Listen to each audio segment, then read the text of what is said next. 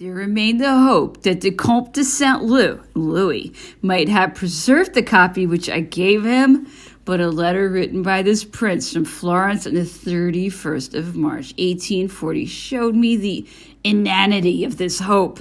It is not on account of its literary merit that we may regret the loss of the original document. Its interest would be very small today, did it not prove by what a serious course of study the faculties with which nature had endowed the man called to such great labors were developed. The author himself attached but little importance to it. Finding the rough draft 10 years later, he wanted to throw it into the fire.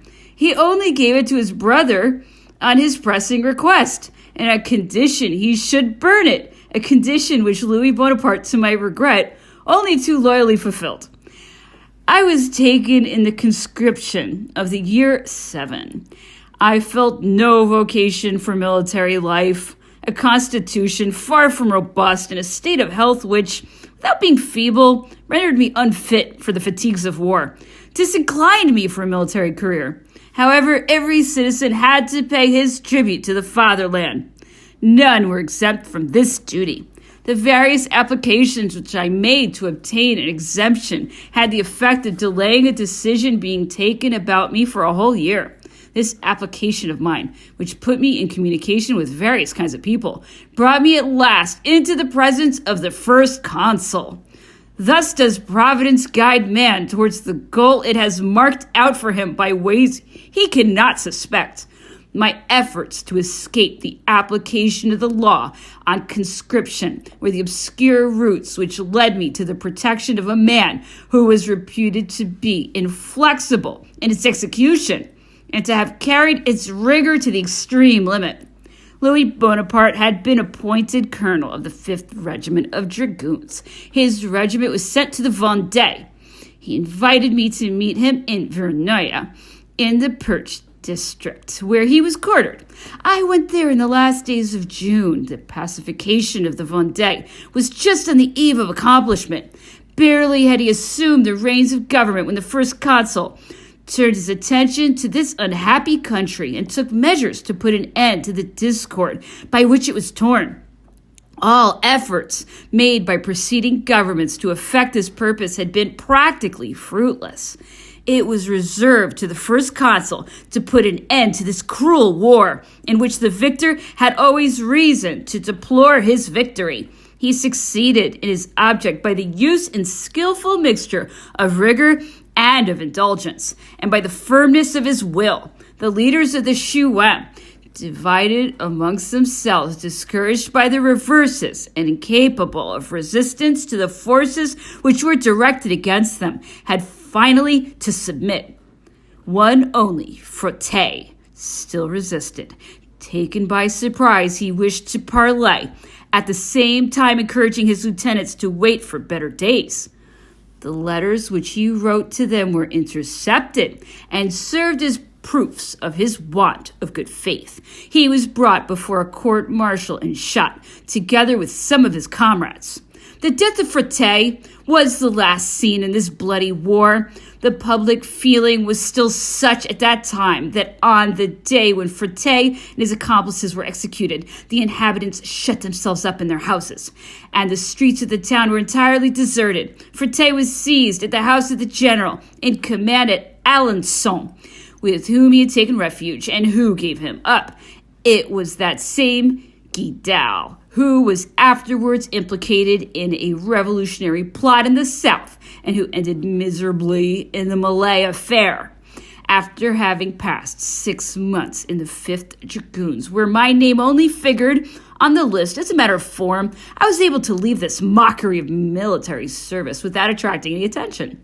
Colonel Louis Bonaparte, who knew how little I was anxious to serve my apprenticeship for the baton of a Marshal of France, introduced me to his brother, Joseph Bonaparte, who had recently arrived from the embassy at Rome. after the outrage which had forced him to leave that city in the month of December 1797. His rank as ambassador had not protected him from the outrage to public liberty which was committed on his person. Some partisans of the revolution had claimed the protection of the French embassy. They had been pursued by the papal troops who massacred a number of these refugees. In this attack, the life of the French ambassador had been menaced, and he had seen killed by his side by General Dufault, who was engaged to marry the sister of his wife, who afterwards became Madame Bernadotte Desiree, and who is today Queen of Sweden. Victim of his generous devotion, this general was mortally wounded whilst he was seconding the efforts of Joseph Bonaparte to induce the malcontents to withdraw and the papal troops to cease firing. The ambassador only owed his life to the intrepidity and to the calmness which he displayed during this terrible event. More fortunate than the French officer Basseville, who was cruelly murdered by the Roman mob 4 years previously. He was allowed to escape the dangers to which he was exposed and found a refuge in the house of the Spanish ambassador, Chevalier Desiré. Joseph Bonaparte was at that time writing his story, Moina, a work of little importance, but which can be commended for the simplicity of the subject, the gentleness of the sentiments expressed, and for the graces of its style. These various circumstances put me in relationship with this worthy Mocinas, who received me with the greatest kindness and showed an interest in me from which he never departed, and for which all my life long I shall be profoundly grateful to him. When he was commissioned to negotiate for peace with the American envoys, he was good enough to appoint me his secretary. These peace negotiations were happily brought to a close by the treaty which was signed on the 30th September 1800 by the councillors of state, Joseph Bonaparte, Roederer, and Fleurieu, on behalf of France, and by Messrs. Ellsworth, Davy, and Murray for the United States. By this agreement, which was last over a period of 8 years, the rights of the neutrals were solemnly established. It was a victory over England. The great principle that a ship is under the protection of the nation whose flag it flies, a principle which has since been maintained and defined with such rigor, was expressly recognized. Munitions of war alone were to be considered contraband. The right of passage of neutral ships was regulated, and the right of blockade was restricted to places really blockaded. The secretary of the commission charged to treat with the ambassador was Monsieur Pichon, a young man full of ardor, whose special knowledge was very useful in the various stages of these negotiations. Monsieur Pichon, as a reward for the services which he then rendered, was nominated Consul General and Chargé d'Affaires to the United States. At the time of the expedition to Saint Domingo, Haiti, he was commissioned to provide for the victualling of the military and naval forces, and was unfortunate enough to sign certain contracts which were exceedingly unprofitable to the state. A commission of the State Council was appointed to examine the management and the books of the Consul General. The result of this commission was that he was absolved as a bookkeeper, but condemned for his negligence. In consequence of this report, Mr. Pichon was dismissed, and the various sums of which he had unduly ordered payment were put to his charge. Mr. Pichon, in his misfortune, deserved public sympathy. This just but severe sentence filled him with a resentment which prompted him to publish in 1814 a very bitter pamphlet full of unjust attacks against the fallen government. The government of the king was grateful to him for having placed his personal resentment at the service of the restored dynasty, and rewarded him for it by appointing him Counselor of State. The treaty with the United States was celebrated by a fete given at Mortefontaine 2 days later. The first consul was present with his family. The second and third consuls with the ministers and presidents and various members of the Council of State, the Senate, the legislative body, and of the tribunate were also present. The diplomatic corps was also invited. Various persons who had formerly served in America in various capacities met together on that occasion. Monsieur de Lafayette and Monsieur de la Rochefoucauld-Liancourt were present at the fete. and were good enough to undertake to invite the Americans who happened to be in Paris, and also to act as interpreters between Joseph Bonaparte and those who did not speak French. It was these two gentlemen who suggested the subjects of the emblematic devices and inscriptions, which served to recall the most glorious feats in the American War of Independence. There were a number of pretty women present, at the head of which figured the two youngest sisters of the first consul, Mesdames Leclerc and Murat, Pauline and Caroline. The fête of Mortefontaine was brilliant. The beauty of the sight lent its aids to the taste and the magnificence which were displayed there. Mortefontaine was already at that time one of the most beautiful places in France. Today it is almost without a rival, thanks to the improvements and the embellishments which the taste of its illustrious proprietor added to it. There is nothing particularly remarkable either about the park or the chateau, but the lakes spotted with wooded isles and animated with the movement of boats and skiffs of elegant forms, surrounded with shrubberies and shady avenues, offer a delightful aspect. These lakes are immense sheets of water separated by roadways and communicating with each other by locks over a distance of nearly 2 leagues. The hillside are covered with a large number of green trees and are crowned with fine timber. On their slopes are to be seen sandstone rocks, some of colossal height. One of them fully warrants the inscription which may be read upon it: Sa masse indestructible a fatiguer le temps de l'île. This indestructible form will exhaust time. Every kind of sight is to be found in this little valley of lakes, and here living nature contrasts with dead nature. Hamlets and mills grouped picturesquely fill it with movement and with life, whilst at the other end is to be found a long extent of arid sand worthy of the desert, the illusion of which is completed by some ruins in the Moorish style. A concert was given on the first day of the fête, at which Garat and the most distinguished artists in Paris were heard. On the following day, a great hunt was given. In the evening, there was a display of fireworks on the first lake in front of the chateau, a flaming obelisk, on the pedestal of which were seen allegories consecrating the union of the French and American republics, illuminated its approaches.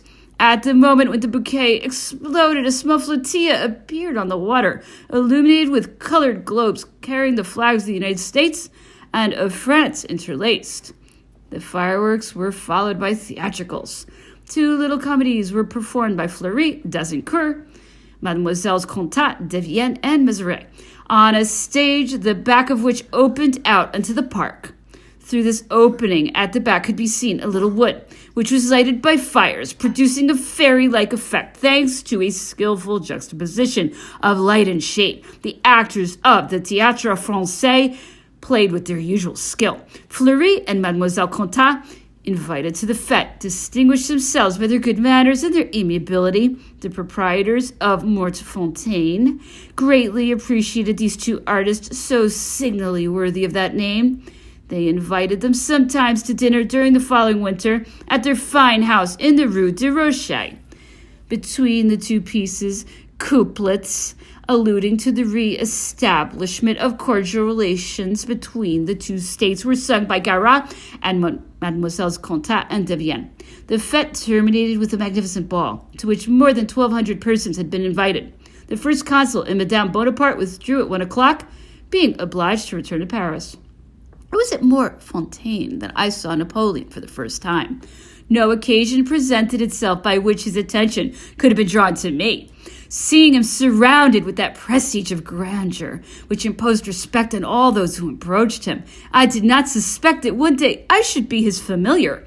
He was very affable to everybody. He neglected his affairs to give himself up to the pleasures of the fête. The library of the chateau in which he worked was almost entirely deserted during those days. He conversed with each on his specialty. He even spoke of music with Garat. During the short stay which the first consul made at Mortefontaine, some gold medals dating from the days of the Roman Empire had been presented to him by Monsieur Chambry, prefect of the Oise department. These medals had been found on the borders of the department in a little plain surrounded by hills where the remains of an encampment could be traced. The first consul presented these to the American envoys, asking them to carry them back to America. The first consul conversed at length with Monsieur de Lafayette, a general for whom he had a particular esteem. If his conduct during the terrible crisis of the Revolution, where so many men lost their lives or their honor, did not seem to the first consul to have always been worthy of the occasion, he considered nevertheless that he had always acted in an honorable manner and gave him full credit for his good intentions. The fame of Monsieur de Lafayette rested entirely on his unyielding perseverance in one order of ideas. He had not moved since the fall of the Bastille. He had not made one step in advance since 1789, nor alighted from the white horse on which he rode at the head of the National Guards. He had dreamed for France an American form of government, and, full of this utopian idea, would never admit the difference between the two countries, nor the necessities of the times, nor the bent of men's minds. The result of the 18th Brumaire upset all his past.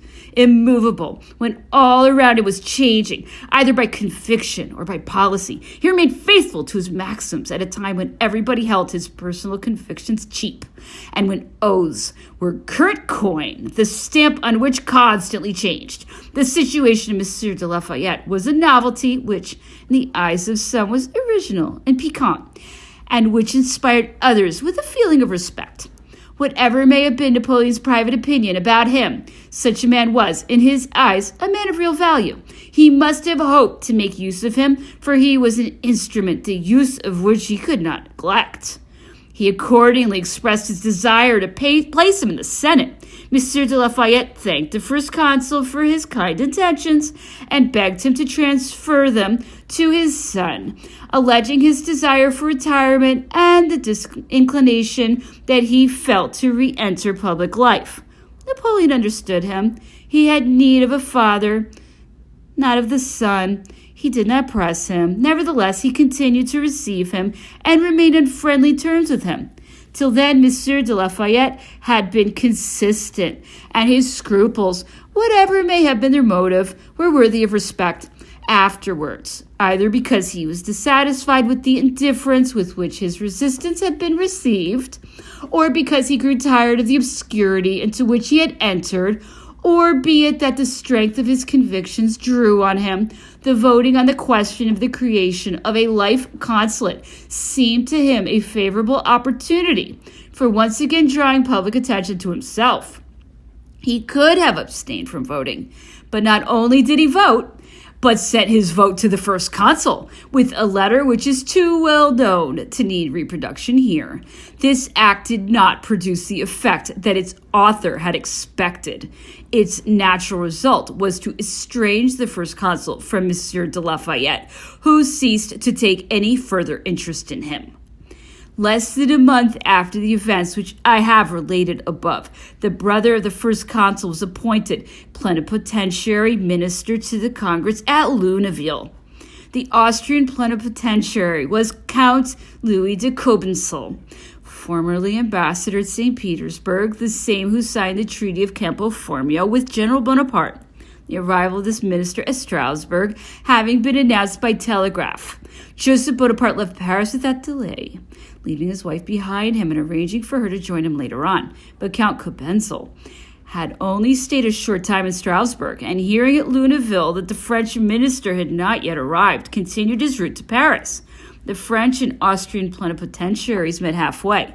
The latter desired to continue on to Paris. I accordingly gave him my place in Joseph Bonaparte's carriage, and took his place in the carriage with Monsieur Opé, his secretary, for the return of Paris. Monsieur de Talleyrand lent his house in the Rue d'Anjou to the Austrian minister, with whom he was already acquainted.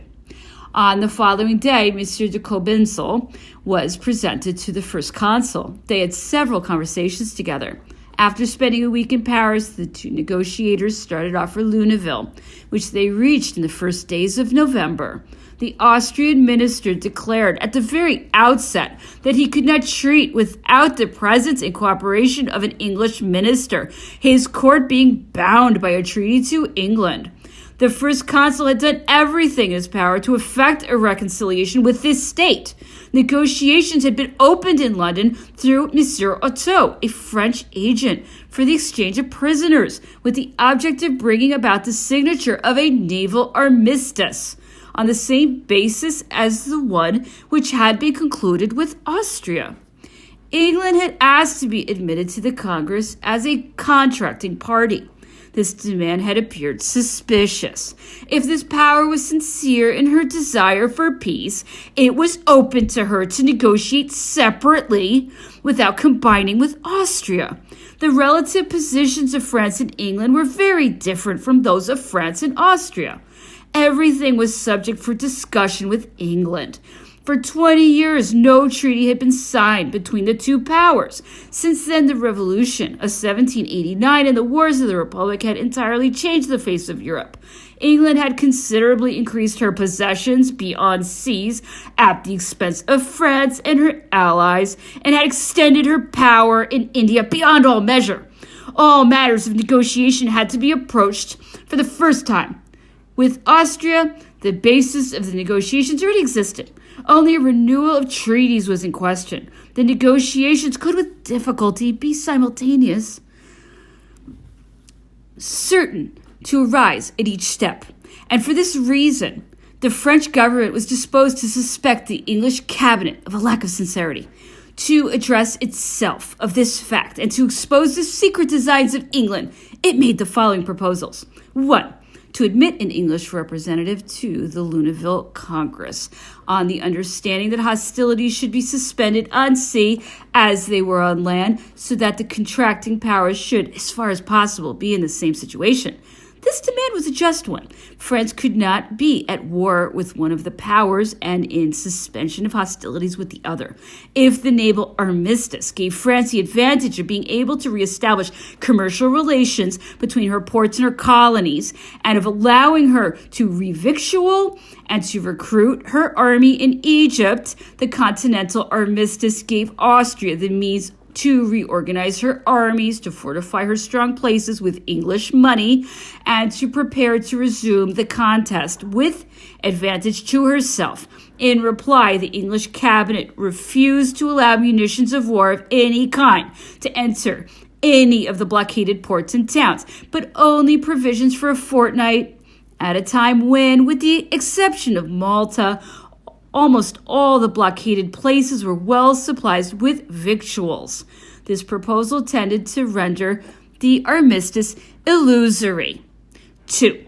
The first consul then offered to negotiate whilst continuing hostilities on sea and on land, and in many previous negotiations had been the case. It was a means for accelerating the conclusion of peace because the two allied powers, pressed by the probable successes of the French forces, would be interested in the termination of the negotiations so as not to render the conditions of peace every day more onerous. The proposal was not considered acceptable by the English cabinet. 3.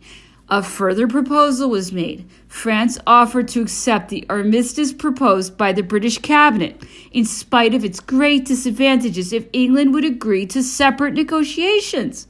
In this expectation, the renewal of hostilities against Austria was delayed for 8 days. The English cabinet refused. 4.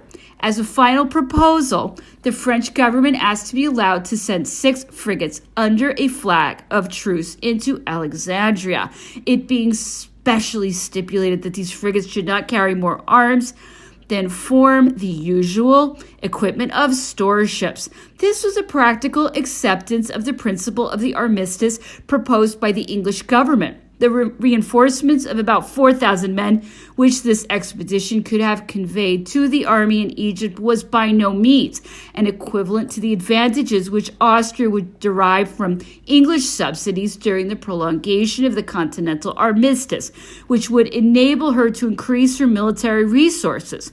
It was, moreover, a means of forcing the English to finish the negotiations rapidly, so as to prevent the arrival of the frigates in Egypt. For more than a month would have had to elapse before they could be got under sail. These different proposals were rejected. They could only be acceptable in the eyes of a ministry really anxious to conclude peace, for where a real desire to agree exists, an arrangement is soon come to.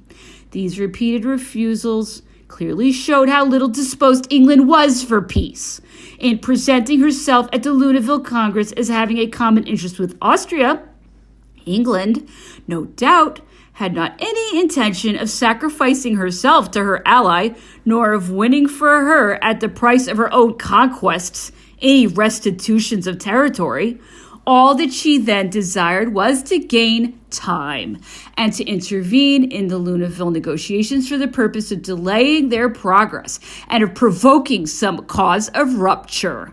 To admit an English representative to Luneville, said Napoleon, would be to put into his hands the spindle and the thread with which to weave some new coalition. As a matter of fact, these ruses on the part of the English government had no other result than to delay for the space of 1 year the peace which England so contemptuously refused in January 1800 after the 18th Brumaire, and which she solicited in 1801, March 21st. At the end of the third note, referring to General Mathieu Domas' work entitled Précis des événements militaires, which the emperor dictated whilst at St. Helena, are to be found the following reflections. The spectacle of the changes which were brought about in so short a time was sufficiently gratifying to a true Frenchman. In January 1800, France solicited peace. Lord Grenville replied with a torrent of abuse, allowing himself to make the strangest insinuations. He desired that a prince of that race of kings who, during so many centuries, had known how to maintain the prosperity of the nation at home and to ensure consideration and respect abroad, should remount the throne of France. He exhorted the first consul to establish with proofs the legitimacy of his government. And today it was the same Lord Grenville who begged as a favor to be allowed to treat with the Republic, offering even to pay for this grace with new concessions.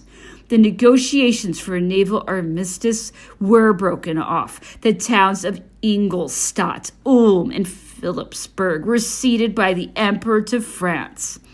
As the price of a 6 weeks promulgation of the armistice. A few months later, the Peace of Luneville saved the House of Austria and reestablished peace on the continent. And finally, shortly afterwards, the Cabinet of St. James signed the preliminaries of London, by which the humiliated English oligarchy recognized the French Republic, aggrandized not only by the Belgian provinces, but by Piedmont, by Genoa, and by the whole of Italy. In the meanwhile, how many millions had been added to the English national debt? Such was the result of Pitt's passionate policy. What follows was also dictated by the emperor, but was not printed in the memoirs published under his name. Pitt, who did not desire peace until Belgium should have been ceded to Austria, was not sincere in asking to be admitted to the Luneville Congress. If during the pourparlers between Monsieur Otto and Lord Grenville on the question of a naval armistice, which lasted 6 weeks, the latter had really been anxious for the conclusion of peace, he would have made his desire clear and would have proved it in his confidential conversations. He said nothing which could remove an impression to the contrary. Lord Hawkesbury's very first words at the time of the negotiation of the preliminaries of London showed the sincerity of the English cabinet. Monsieur Monsieur Mathieu Dumas shows little experience in imagining that the rupture of negotiations between the two countries depended on the admission or the refusal of admission of 6 frigates into the port of Alexandria. It would have been as mad on the part of England as on the part of France. It sometimes happens in war that an army of 100,000 men retreats after losing 30 or 40 hussars in a reconnoitering expedition under the command of the commander-in-chief is so slight a loss the cause of the retreat? No, the retreat is a result of the reconnoitering expedition. England refusing all proposals, and Count Cobenzl, on his side, persisting in his refusal to treat without the assistance of an English envoy. Hostilities recommenced, in spite of the presence of the French and Austrian plenipotentiaries at Luneville. General Moreau, who was in Paris, whither he had betaken himself after the prolongation of the armistice, left it on the 19th of November to put himself at the head of the Army of the Rhine. He had been received with unwonted cordiality and marked favor by the first consul, who presented him with a pair of beautifully worked pistols embellished with diamonds. As he handed him these pistols, he remarked that if he had not had the names of the general's victories engraved on them, it was because these were so numerous that there was not room for such an inscription. Moreau received these advances and this present with an indifference which was noticed by all. The resumption of hostilities having been declared, the first consul drew up his plan of campaign for the ensuing winter. He was forced to abstain from taking personal command of the troops, as the state of affairs at home rendered it impossible for him to absent himself from the seat of government. The Army of the Rhine was destined to play the most important part in this campaign. The first consul, remembering no doubt with what coldness Moreau had received his suggestion of a bold plan at the opening of the previous campaign, ordered him simply to act on the offensive, leaving to him the care of directing his operations as circumstances might dictate. The Army of the Rhine was the finest of our armies. It was composed of more than 100,000 men, all veteran soldiers, under the command of experienced officers. To confide such an army to General Moreau, giving him at the same time a free hand, was to refute in advance the frivolous reproach that Bonaparte was jealous of Moreau's glory. General Lahorie, General Moreau's chief of staff officer, who had preceded him, had arrived in Luneville 2 days before him. Instead of putting up at the house of the French minister, he went directly to the Austrian ministers.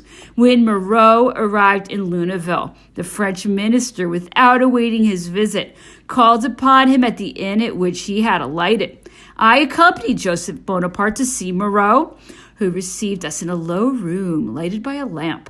He was dressed in a blue frock coat which bore no distinctive marks of his rank, and he was smoking a pipe.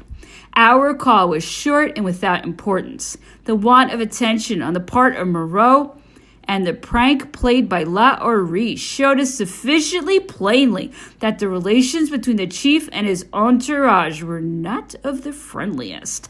Before continuing his journey, General Moreau returned Joseph Bonaparte's call, meeting Count Cobenzl at his house. After some general conversation, which did not last more than half an hour, he re-entered his traveling carriage, which was waiting for him outside. The preliminaries of a peace advantageous to Austria had been signed in Paris on the 28th of July, 1800, but had not been ratified by the Emperor of Germany. 6 weeks later, the Austrian government asked for a resumption of the negotiations at the cost of conceding Ingolstadt, Ulm, and Philipsburg. If Austria, abandoning her dilatory policy, had frankly entered upon the negotiations without again risking the hazards of war, she would have saved Mantua and Tuscany, and could have reestablished the King of Sardinia in Piedmont. Such an offer was made to the Austrian plenipotentiary.